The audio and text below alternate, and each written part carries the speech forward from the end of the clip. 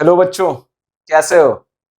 मैं उम्मीद करता हूं कि आप लोग अपनी पढ़ाई अच्छे से कर रहे होंगे।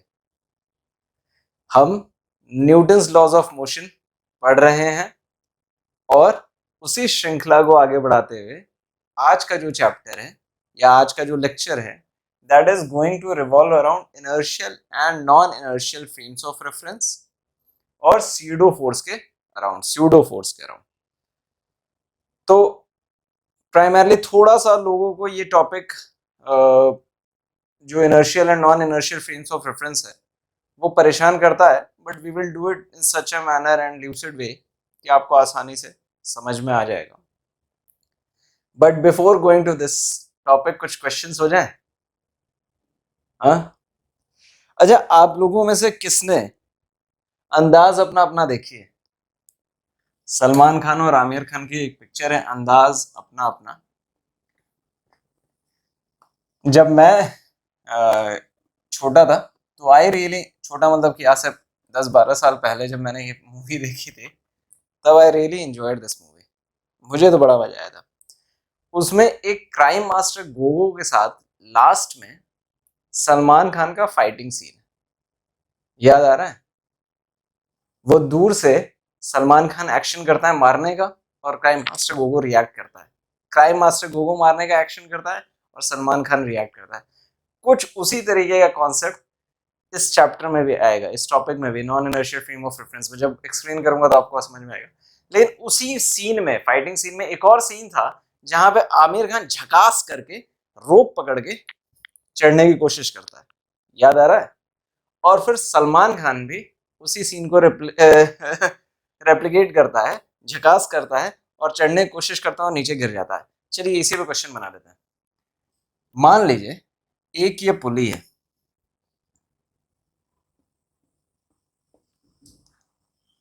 ठीक है? इस पुली पे इस तरफ आमिर खान है, यहां पे आमिर खान, और इस तरफ इसी पुली पे मान लीजिए सेम हाइट पे सलमान खान है। मतलब दो ऐसे लोग हैं जिनका वेट डिफरेंट है, M1 है और M2 है। ये पुली फिक्स्ड है और ये रोप जो है सिंगल रोप है। अब आपसे पूछ दिया जाए कि दोनों सज्जन इस रोप को पकड़ के ऊपर चढ़ने की कोशिश कर रहे हैं, आमिर खान भी और सलमान खान भी, याद आ रहा है? तो कौन यहां पे ऊपर पहले पहुंचेगा? क्वेश्चन समझ में आया? कि इसी रोप को पकड़ के एक एंड से सलमान खान इधर से चढ़ने की कोशिश कर रहा है, आमिर खान इधर से चढ़ने की कोशिश कर रहा है, कौन यहां पे सबसे पहले पहुंच जाएगा? क्वेश्चन ये है, कैसे करेंगे? सोचिए। इनके ऊपर जो फोर्स लग रहा है वो टेंशन लग रहा है, इधर जो लग रहा है वो M1G लग रहा है, और मान लीजिए ये एक्सेलरेशन A1 से ऊपर की तरफ चढ़ते हैं, ठीक है? ये ऊपर की तरफ चढ़ते हैं, इनका एक्सेलरेशन A1 है। ये भाई साहब, ये भाई साहब बंधे हुए नहीं है ना, सब कुछ चढ़ रहा है, छोड़ छोड़ के चढ़ रहा है, तो इनका एक्सेलरेशन डिफरेंट है। ये A2 से चढ़ने की कोशिश करता है, ठीक? इसका M2G है नीचे की तरफ, इधर टेंशन T है। क्या लगेगा? टेंशन माइनस M1G, ये M1A के बराबर होगा। मतलब एक्सेलरेशन जो होगा वो tension divided by M1 minus G होगा, ठीक? A1 मान लीजिए ये पहले आदमी ऊपर की तरफ चढ़ रहा है। ये भाई साहब सलमान साहब, उनके केस में भी यही होगा, tension minus M2G is equal to M2A2। मतलब A2 जो है वो है tension divided by M2 minus G। दोनों को कंपेयर कर लेते हैं, कौन बड़ा है कौन छोटा है। ये वाला फैक्टर कॉमन है दोनों के केस में। मतलब अगर M1 बड़ा होगा, अगर M1 बड़ा होगा तो क्या होगा? M1 बड़ा होगा तो ये वाला टर्म छोटा हो जाएगा और नेचुरली ओवरऑल ये टर्म जो है वो m1 अगर बड़ा होगा, मैं ये कह रहा हूँ m1 अगर बड़ा होगा तो उस केस में tension divided by m1 minus g, ये टर्म ओवरऑल छोटा हो जाएगा और a1 छोटा हो जाएगा। और अगर इस m2 अगर हेवियर होगा तो ये टर्म छोटा हो जाएगा। मतलब जो भी लाइटर होगा, जिसका वेट कम होगा, वो जल्दी यहाँ पहुंच जाएगा।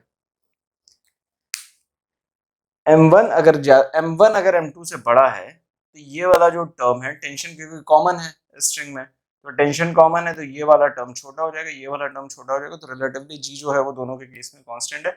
ओवरऑल a1 छोटा हो जाएगा, एक्सेलरेशन छोटा हो जाएगा, तो दूसरा वाला पहले पहुंच जाएगा। इसका मतलब जो भी लाइटर है आमिर खान जी में और सलमान खान जी में, जो भी लाइटर है वो पहले ऊपर पहुंच जाएगा। क्वेश्चन में कुछ था नहीं, ये सिर्फ माहौल बनाने के लिए था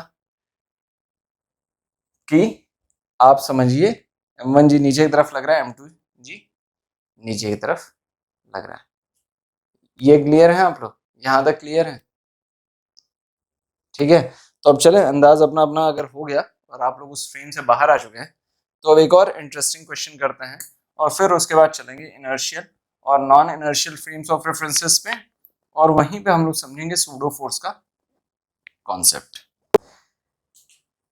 तो ये अगर ट्रेन का कंपार्टमेंट है, यहाँ पे मान लीजिए एक सोने की बर्थ है, ये नीचे सोने वाली बर्थ है, यहाँ पे सोने वाली बर्थ है और नीचे यहाँ पे सोने वाली बर्थ है। ठीक है, बहुत अच्छा नहीं है लेकिन फिर भी आप ये एज्यूम कर लीजिए। अब यहाँ पे एक जिसपे वो ट्रे टाइप का स्ट्रक्चर होता है, वो स्ट्रक्चर है ऐसे, ठीक, बड़ा सा एक स्ट्रक्चर है जिसपे आप लोग अपने ट्रे टेबल रख के कुछ खाना वाना होता है तो खा लेते हैं, कुछ लोग सामान रख देते हैं इस पे, और उसका एक सेंटर पॉइंट है, मान लीजिए ये उसका एक सेंटर पॉइंट है। ठीक, इस सेंटर पॉइंट पे आइडली एक सर्कुलर बॉल हम एज्यूम करते, लेकिन अगर मान लीजिए एक स्क्वायर शेप में कोई एक ऑब्जेक्ट पड़ा हुआ है, यहां तक क्लियर है आप लोग की? एक ट्रेन की बर्थ है, उस ट्रेन की बर्थ में ये बीच में एक स्ट्रक्चर है, उस स्ट्रक्चर पे एक ऑब्जेक्ट पड़ा हुआ है। केस 1, ट्रेन जो है वो रुकी हुई है, ट्रेन रुकी हुई है, तो ये ऑब्जेक्ट यहां पे अपनी जगह पे पड़ा हुआ है, आपने इसको एक वर्टिकल डायरेक्शन में ऊपर फेंका, प्रोजेक्टाइल मोशन में हम लोगों ने ये सब पढ़ा, ऊपर की तरफ पढ़ा, फेंका, ट्रेन रुकी हुई है, कहाँ जाएगा? ऊपर गया, ये ऐसे ऊपर गया और फिर से ये गिर के अपनी जगह पे आ गया। ठीक है, केस 1 समझ में आया कि ट्रेन रुकी हुई थी, आपने ऊपर फेंका, वो जहां पे एकदम वर्टिकली ऊपर फेंका, उसमें कोई हॉरिजॉन्टल कंपोनेंट नहीं था वेलोसिटी का, ऐसे ऊपर गया, धड़ाम से जहां था वहीं आके गिर गया। एज्यूम करते हैं कि ट्रेन एक यूनिफॉर्म वेलोसिटी से, केस 2, यूनिफॉर्म वेलोसिटी से आगे बढ़ना शुरू कर रही है। ट्रेन जो है वो एक यूनिफॉर्म वेलोसिटी से आगे बढ़ना शुरू कर रही है। ठीक, आपने इस केस में भी फेंका, इस केस में भी फेंका, तो वो जहां था ऐसे गया ऊपर, ऊपर गया। आप ट्रेन के अंदर बैठे हैं दोस्त, ध्यान रखिएगा, आपने ट्रेन के अंदर ऐसे रखा, ऐसे फेंका, तो वो ऊपर गया और फाइनली गिर के आपका हाथ जहां पे था वहीं पे आके आपके हाथ में गिर गया, मतलब which is the same place here, जहां से आपने फेंका था वहीं पे ही आके फिर से गिर गया। ऐसा ही होगा, यूनिफॉर्म वेलोसिटी है, क्योंकि आपने जो फेंका है वो तो वर्टिकल वेलोसिटी ऊपर फेंकी है, हॉरिजॉन्टली तो कोई वेलोसिटी नहीं फेंकी है। तो जिस समय आपने छोड़ा है उस समय ट्रेन की जो वेलोसिटी थी वही इस बॉक्स की भी हॉरिजॉन्टल वेलोसिटी थी। मान लीजिए उस केस में उसकी हॉरिजॉन्टल वेलोसिटी यूएक्स साइड पे ट्रेन की यूएक्स थी, तो उस समय इस ब्लॉक की भी तो हॉरिजॉन्टल वेलोसिटी यूनिफॉर्म वेलोसिटी के समय भी यूएक्स होगी। तो स्टेबल, ये जितना ऊपर गया, ठीक है, प्रोजेक्टाइल मोशन में हम लोगों ने देखा है हॉरिजॉन्टल साइड पे इसकी वेलोसिटी वही थी जो ट्रेन की वेलोसिटी थी, और ये उतना ही डिस्टेंस ट्रेवल करेगा क्योंकि इस डायरेक्शन में कोई फोर्स इस केस में नहीं एक्ट कर रही है। फोर्स जो एक्ट कर रही थी वो ऊपर की तरफ आपने फेंका था, तो ग्रेविटेशनल फोर्स नीचे की तरफ एक्ट कर रही थी, वर्टिकल साइड पे फोर्स एक्ट कर रही थी, हॉरिजॉन्टल साइड पे कोई फोर्स नहीं एक्ट कर रही थी। और इसीलिए जितना ट्रेन डिस्टेंस ट्रेवल करेगी उतना ही ये भी डिस्टेंस ट्रेवल करेगा, और वो नीचे आपके हाथ में जहां पे से आपने फेंका था वहीं पे आके गिर जाएगा। हालांकि ट्रेन चल रही है और आप ट्रेन के अंदर बैठे हुए हैं, ठीक है, आप ट्रेन के अंदर बैठे हुए हैं। यही चीज अगर कोई ऑब्जर्वर बाहर से भी देख रहा होता, ठीक है, अगर कोई ऑब्जर्वर इस केस को बाहर से देख रहा होता तो वो इसके मोशन को कैसे देखता? इसके मोशन को आपने जब फेंका है तो यहां से इसका मोशन ऐसे पैराबोलिक है, जो हम लोगों ने प्रोजेक्टाइल मोशन में पढ़ा है। तो ये ट्रेन ऐसे आगे बढ़ रही, ट्रेन भी यहाँ ये वाला पॉइंट जहां से फेंका था ये भी उसी स्पीड से यूएक्स स्पीड से इस डायरेक्शन में टी में, ट्रेन का ये वाला जो पॉइंट था जहां से आपने फेंका था, मान लीजिए वो पॉइंट यहां से था इनिशियली, यहां से जब आपने फेंका तो यूएक्स टी टाइम में इतना डिस्टेंस ट्रेवल कर रहा है, और ये भी ऊपर नीचे गया है, ऐसे गया तो पहले ऊपर था, फिर ऐसे जाके ऐसे, मतलब ऊपर गया है और फिर इसके बाद इसका मोशन ऐसे हुआ क्योंकि यहाँ पे इसके पास यूएक्स वेलोसिटी उस समय भी थी और ये टी से ऐसे घूम के नीचे आ गया है। तो अगर आप बाहर से देख रहे हैं तो आपको मोशन जो है वो प्रोजेक्टाइल मोशन की तरह ये दिख रहा है, और ये ऑब्जेक्ट जो है वो प्रोजेक्टाइल की तरह आके यहाँ पे, मतलब जो ये वाला पॉइंट था शिफ्ट होके यहाँ पहुंच गया, तो ये ऑब्जेक्ट भी शिफ्ट होके यहाँ पहुंच गया। आप बाहर थे, कोई एक्सटर्नल फोर्स नहीं लग रहा था, लेकिन आपने एक मोशन देखा कि ये पैराबोलिक मोशन हो रहा है। अंदर बैठा हुआ आदमी, उसके लिए पैराबोलिक नहीं हो रहा, उसके लिए तो सीधे गया और सीधे आ गया उसके हाथ में, उसके लिए सिर्फ वर्टिकल मोशन हुआ है। समझ में आ रहा है? ये हम लोगों ने ढेर सारा प्रोजेक्टाइल मोशन में डिस्कस किया है ये कॉन्सेप्ट कि आपने सिर्फ ऊपर भेजा है, अंदर में बैठा हूँ ट्रेन के अंदर, तो ऊपर गया है और मैं मूव कर रहा हूँ, मेरे लिए तो मैं ऐसे देख रहा हूँ, वो नीचे मेरे हाथ में आ गया।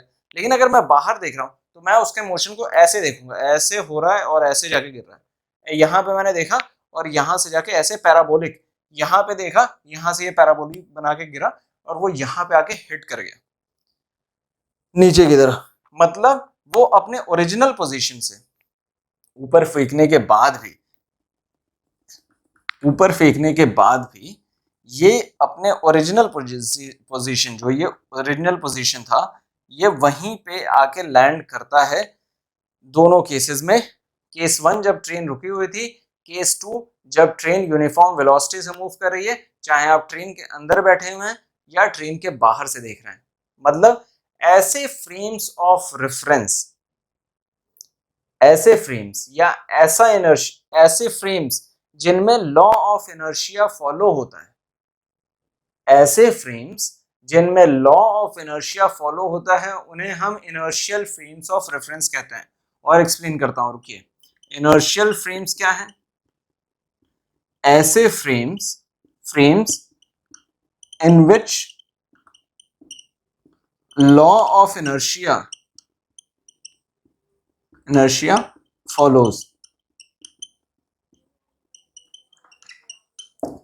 इसका मतलब क्या है? लॉ ऑफ इनर्शिया ये कहता है, याद करिए दोस्तों, कि अ बॉडी इन मोशन और इन अ बॉडी, मोशन मतलब यूनिफॉर्म वेलोसिटी से, और a body in rest would retain its state. अगर यूनिफॉर्म वेलोसिटी से मूव कर रहा है तो वो अपनी पोजीशन को रिटेन करेगा until and unless an external force is applied on it, until and unless external force is applied on it।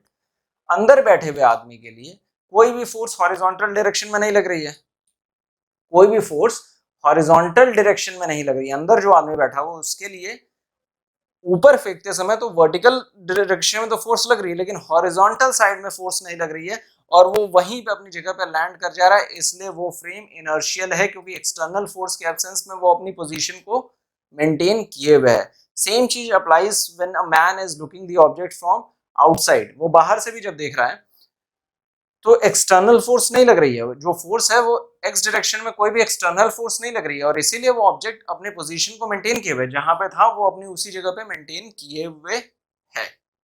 ऐसे फ्रेम्स जहां पे लॉ ऑफ इनर्शिया फॉलो हो रहा है उन्हें हम कहते हैं inertial frames of reference. Are we clear till now? यहां तक। लेकिन थोड़े देर के लिए एज्यूम करते हैं कि केस 3 ट्रेन जो है वो एक्सेलरेट हो रही है, नॉन यूनिफॉर्मली, मतलब एक्सेलरेट हो रही है, बढ़ रही है, नॉन यूनिफॉर्म वेलोसिटी है, एक्सेलरेट हो रही है, तेजी से बढ़ रही है। अब सोचो दोस्तों क्या होगा, थोड़े देर के लिए एनालाइज करिए। केस 3 एक्सेलरेशन, एक्सेलरेशन का केस है। इस केस में देखिए क्या होगा। आपने जब मान लीजिए यहां से बॉल को छोड़ा है, इस वाले पॉइंट से ऊपर से ऐसे फेंका है, तो उस समय ट्रेन की और इसकी दोनों की स्पीड जो है वो कांस्टेंट थी। मान लीजिए v नॉट पकड़ लीजिए, ठीक है। ट्रेन की कांस्टेंट मतलब कि उस समय स्पीड जो है वो v नॉट थी। अब चूंकि इस वाले पे बॉल पे बॉब पे यहां से कोई भी फोर्स नहीं लग रहा है, कोई भी फोर्स नहीं लग रहा है क्योंकि हवा में जा चुका है, हवा में अब कोई फोर्स नहीं लग रहा है, तो ये एक हॉरिजॉन्टल कंपोनेंट इसकी वेलोसिटी का होगा और ये उसकी वजह से जो डिस्टेंस ट्रेवल करेगा वो v नॉट टी करेगा, ठीक। लेकिन मान लीजिए ये वाला जो पॉइंट यहां से था, लेकिन उसी समय में वो जो टाइम फ्रेम t था उसमें ट्रेन की ये वाला पॉइंट, जो ये वाला पॉइंट था जो यहाँ पे हम लोगों ने बनाया था, इस वाला पॉइंट एक्सेलरेट कर रहा है क्योंकि ये ट्रेन उस समय एक्सेलरेट कर रही है, ट्रेन उस समय एक्सेलरेट कर रही है दोस्तों।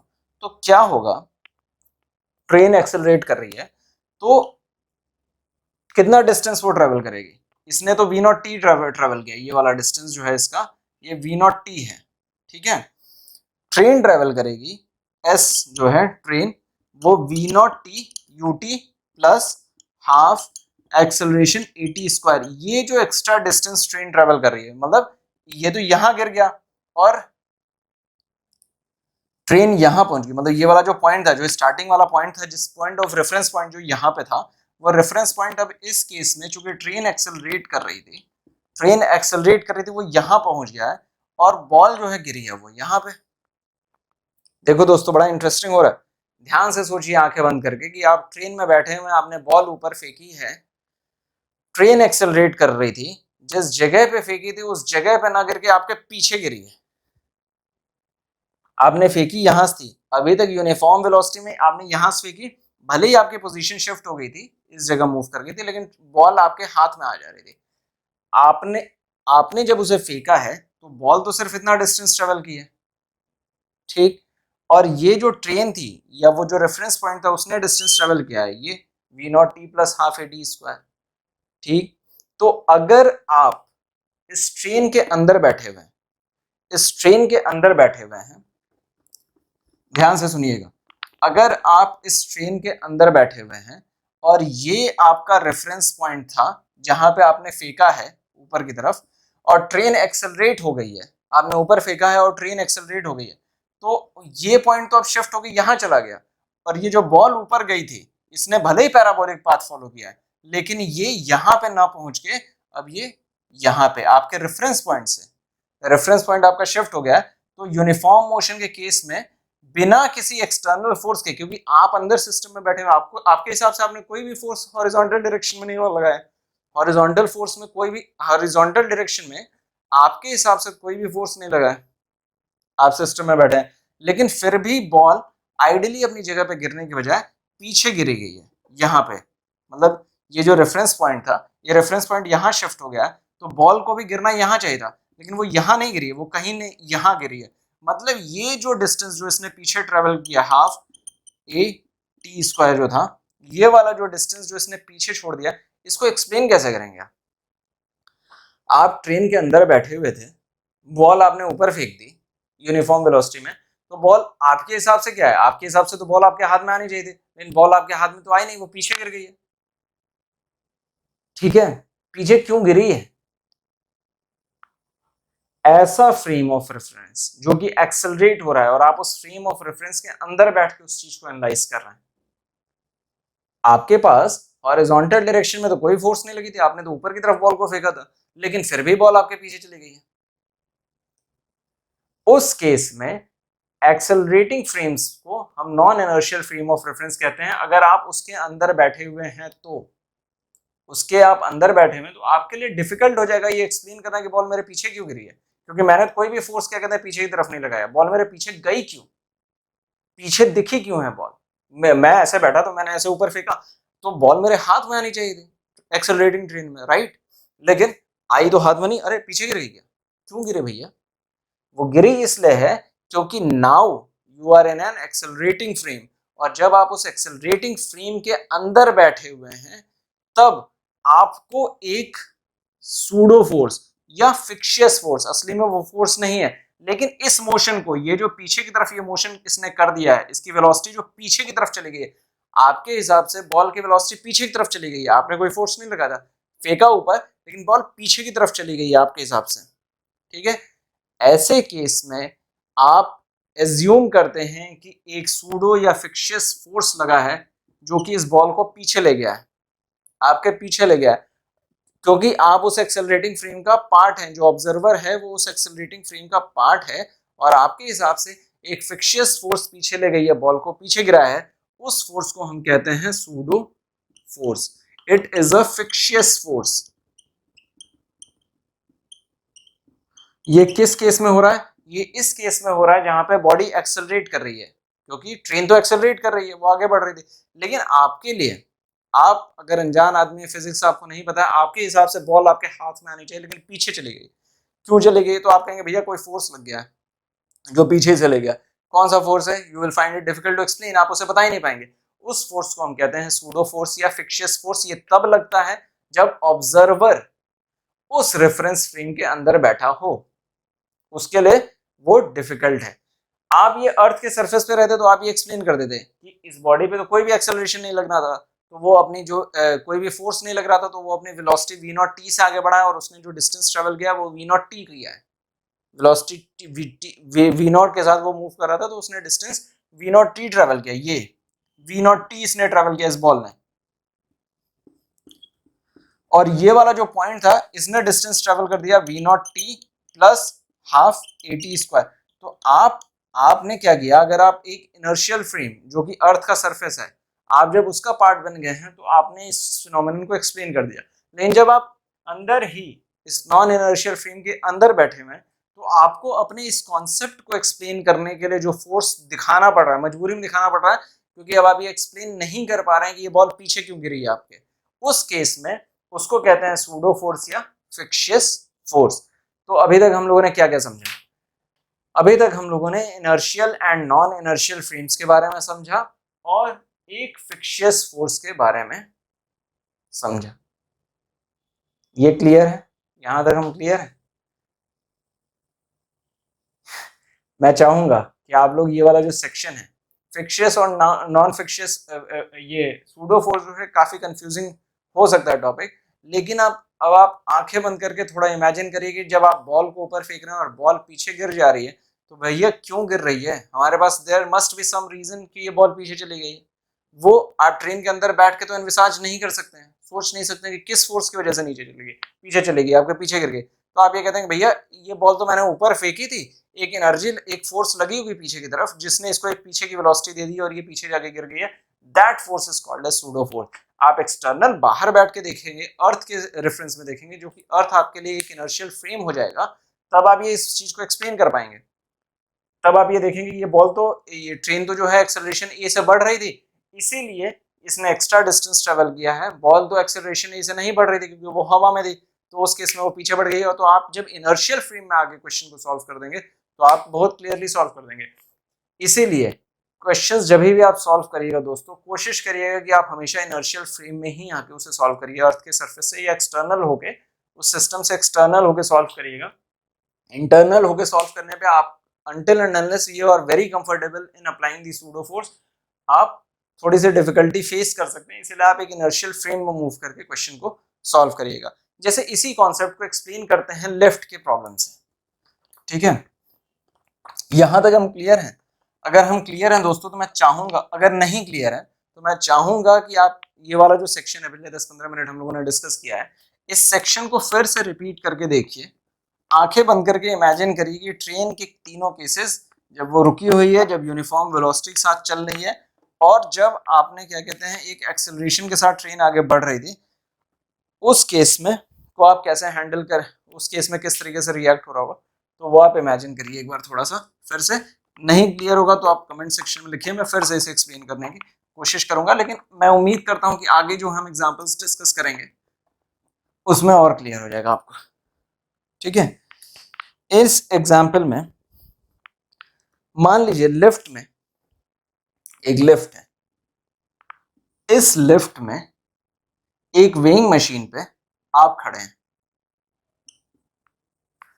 ठीक, और ये लिफ्ट जो है वो एक्सेलरेशन ए से ऊपर जा रहा है, एक्सेलरेशन ए से ऊपर जा रहा है। तो क्या क्या फोर्सेस लग रहे होंगे, अपरेंट वेट वगैरह हम लोगों ने सीखा है। मान लीजिए आपका मास m था, तो नीचे mg लग रहा होगा और ऊपर नॉर्मल लग रहा होगा, राइट, यहां से ही पास होगा, मैं इधर दिखा दे रहा हूं, नॉर्मल लग रहा होगा। ठीक, अब दो आदमी इसको किस तरीके से देखेंगे। केस वन, जब आप अर्थ के सरफेस से देख रहे हैं या इनर्शियल फ्रेम ऑफ रेफरेंस से देख रहे हैं,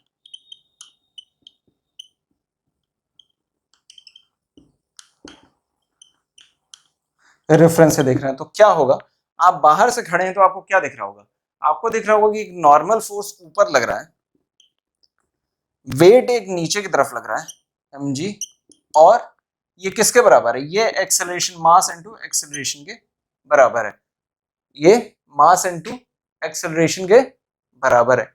यहां तक आप क्लियर है, ये चीज आपको दिख रही होगी अगर आप बाहर से देख रहे हैं। तो अगर आप अंदर से देख रहे हैं, case two, if you are part of this system, इसके अंदर खड़े हैं, तो आपको ये बॉडी तो रेस्ट में दिख रही है, आप यहीं पे खड़े हैं, ये आप यहीं खड़े हैं, तो आपको ये बॉडी तो रेस्ट में दिख रही है, एक्सेलरेट होती हुई तो नहीं दिख रही है।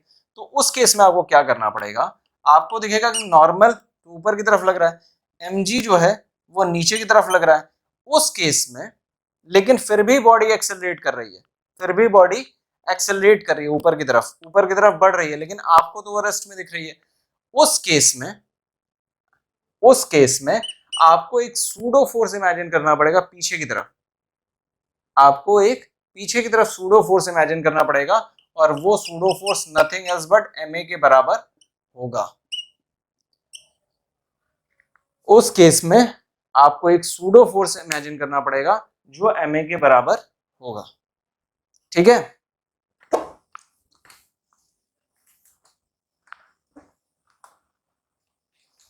तो दोस्तों इस तरीके के क्वेश्चंस को, जहां पे हम सूडो फोर्स की बात आएगी और इनर्शियल और नॉन इनर्शियल फ्रेम्स के बारे में बात आएगी, मैं एक ही एडवाइस आप लोगों को दूंगा, और हम आगे क्वेश्चन में प्रैक्टिस करते समय इस चीज को और समझेंगे और इसको जब अप्लाई करेंगे, कि आप इनर्शियल फ्रेम ऑफ रेफरेंस में आ जाइए और वहां से चीजों को एनालाइज कर लीजिए। वहां से जब आप एनालाइज करेंगे तो आप चीजों को अच्छे से एक्सप्लेन कर पाएंगे। जब आप अंदर ही बैठे रहेंगे non inertial frame of reference पे, तो आपको डिफिकल्टी होगी चीजों को एक्सप्लेन करने में, थोड़ी सी डिफिकल्टी हो सकती है। कि ये जो कार मूव हो रही है, इस कार में, ये एक कार है, यहाँ पे एक्सेलरेट हो रही है ये ऐसे, तो Bob instead of hanging like this, इस तरीके से हैंग हो जाता है, थोड़ा सा टिल्ट हो जाता है। तो अगर आप बाहर से बैठ के देख रहे हैं तो आप एक्सप्लेन कर देंगे कि ये जो टी कॉस थीटा है, मान लीजिए ये टेंशन इस तरफ लग रहा है इसका, और एक ये थीटा का कंपोनेंट है, तो टेंशन का ये कंपोनेंट इस तरफ टी कॉस थीटा लग रहा है, और यही टी कॉस थीटा इसको एक्सेलरेशन दे रहा है, टी कॉस थीटा इसको एक्सेलरेशन दे रहा है, इस बॉडी के एक्सेलरेशन बराबर है, which is equal to mass into acceleration. आप ऐसे एक्सप्लेन कर देंगे। अंदर जब आप बैठेंगे तो आपको वही एक सूडो फोर्स के फॉर्म में इमेजिन करना पड़ जाता है, टी कॉस थीटा को ma के बराबर आपको इमेजिन करना पड़ जाता है, and that might create some sort of issues. कुछ लोगों को उस चीज को अप्रिशिएट करने में डिफिकल्टी हो सकती है और वो स्ट्रगल कर सकते हैं। ठीक है, तो इनर्शियल फ्रेम में आने के लिए आप अपने आप को अर्थ के सरफेस पे इमेजिन कर लीजिए। नाउ जिन्होंने रोटेशनल मोशन पढ़ लिया है, ठीक है, और वो सेंट्रीपिटल फोर्स के कॉन्सेप्ट से फेमिलियर हैं, अगर उन्होंने पढ़ा होगा और वो इस वीडियो को बाद में देख रहे हैं, तो ये पूछ सकते हैं कि क्या जो अर्थ का सरफेस है वो सही मायने में in its strictest sense can be call it as an inertial frame of reference, क्योंकि आपका वहां पे सेंट्रीपिटल फोर्स और उसकी वजह से रोटेशन की वजह से सेंट्रीपिटल एक्सेलरेशन की भी बात आ जाती है, और एक्सेलरेशन की बात जब आ गई तो फिर वो क्या इनर्शियल फ्रेम कहा जा सकता है। इसलिए कह सकते हैं दोस्त, क्योंकि जो उस एक्सेलरेशन की सेंट्रीपिटल एक्सेलरेशन की वैल्यू है, चूंकि अर्थ का रेडियस वगैरह बहुत बड़ा होता है, वो बहुत कम है, 0.034 मीटर पर सेकंड स्क्वायर के आसपास है, which is very less in comparison to 9.8 meter per second square, and that is why in general parlance we can say कि अर्थ के सरफेस से जब आप ऑब्जर्व करेंगे तो वो इनर्शियल फ्रेम ऑफ रेफरेंस उसे हम ट्रीट कर सकते हैं। जिनको ये बात समझ में आ गई ठीक है, जिनको नहीं समझ में आई वो प्लीज वेट करें, रोटेशनल मोशन वाले चैप्टर में ये हम डिस्कस कर लेंगे सेंट्रीपिटल फोर्स और सेंट्रीपिटल एक्सेलरेशन क्या है। लेकिन फॉर ऑल प्रैक्टिकल पर्पसेस अर्थ के सरफेस से जब आप चीजों को ऑब्जर्व करते हैं तो उसे हम inertial frame of reference calculate करके क्वेश्चन को सॉल्व कर लेते हैं और हमारा प्रॉब्लम सॉल्व हो जाता है। सूडो फोर्स का कॉन्सेप्ट कई फिनोमिनल्स को एक्सप्लेन न कर पाने की वजह से, जैसे आपने बॉल ऊपर फेंकी थी लेकिन वो पीछे गिर गई, उसको एक्सप्लेन करने के लिए अगर आप उस इनर्शियल फ्रेम में नॉन इनर्शियल फ्रेम में बैठे हुए हैं, उसको एक्सप्लेन करने के लिए आप सूडो फोर्स या फिक्शियस फोर्स की बात करते हैं, which is generally we should be avoiding। हमें काफी कंफ्यूजन हो सकता है, इसीलिए आप अपने आप को इनर्शियल फ्रेम में ले जाइए और क्वेश्चंस को सॉल्व करिए। जब हम आगे के चैप्टर में इन क्वेश्चंस को सॉल्व इसी इसी सीरीज में आगे के लेक्चर्स में जब हम क्वेश्चंस को सॉल्व करेंगे तो ये चीजें और क्लियर होती जाएंगी। मेजॉरिटी ऑफ द क्वेश्चंस में, ऑलमोस्ट 99.99% क्वेश्चंस में हम बाहर से इनर्शियल फ्रेम में बैठ के क्वेश्चंस को सॉल्व कर देंगे और हमारी प्रॉब्लम सॉल्व हो जाएगी, किसी भी तरीके से लेके आपको घबराने की जरूरत नहीं है। ठीक है, you should be aware about कि what is inertial frame of reference, non inertial frame of reference. कुछ क्वेश्चंस में अगर एप्लीकेशन आता है तो हम लोग उन्हें सॉल्व करेंगे आगे चल के और आपको और क्लैरिटी आती जाएगी। ठीक है, तो अब इस लेक्चर के बाद से अब हम लोग शुरू करेंगे कंस्ट्रेंट मोशन। कंस्ट्रेंट मोशन पुली के ढेर सारे और कॉम्प्लेक्स क्वेश्चन सब करना शुरू करेंगे। Constraint motion primarily in respect to pulley and wedge, वो सारी चीजें हम सॉल्व करेंगे और आपको मजा आएगा। ये टॉपिक का पार्ट था न्यूटन्स लॉज ऑफ मोशन, आप लोगों ने जाना। I hope it has been a value addition to you, आप लोगों ने कुछ नया सीखा है। I will be coming back with the next one pretty quickly दोस्तों। Thank you for watching this, thank you.